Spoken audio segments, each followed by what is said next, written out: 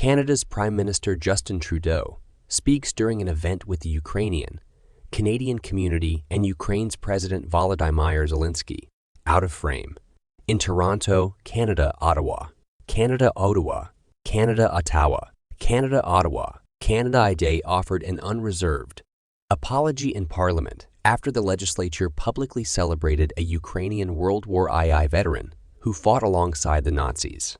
I would like to present unreserved apologies for what took place on Friday and to President Volodymyr Zelensky and the Ukrainian delegation for the position they were put in.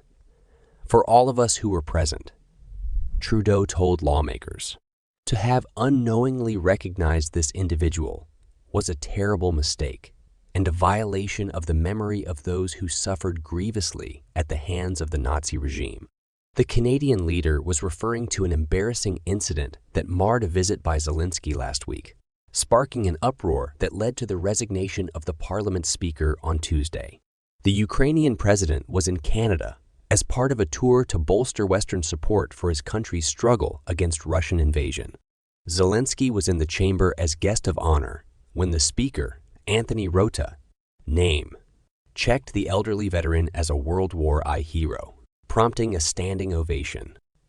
Trudeau said earlier Wednesday that the mistake deeply embarrassed Parliament and Canada, and he was apologizing in front of all Canadians and the Jewish people around the world.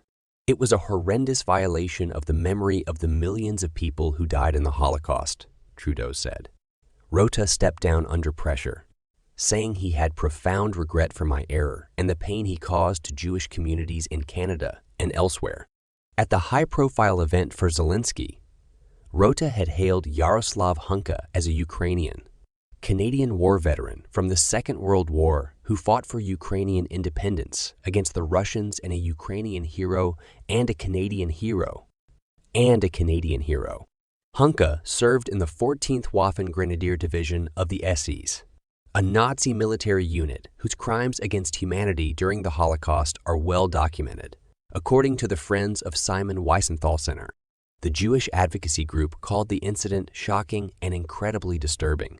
The incident cast a shadow over Zelensky's visit. Russia quickly jumped on the issue, saying that Canada now had to bring to justice the 98-year-old man. Moscow has for years tried to paint the pro-Western Ukrainian government, led by Zelensky, who is Jewish, as neo-Nazi, and has used the messaging intensively on its state-controlled media to justify the invasion of Ukraine to the Russian people. Trudeau said, "I also want to reiterate how deeply sorry Canada is for the situation this put President Zelensky and the Ukrainian delegation.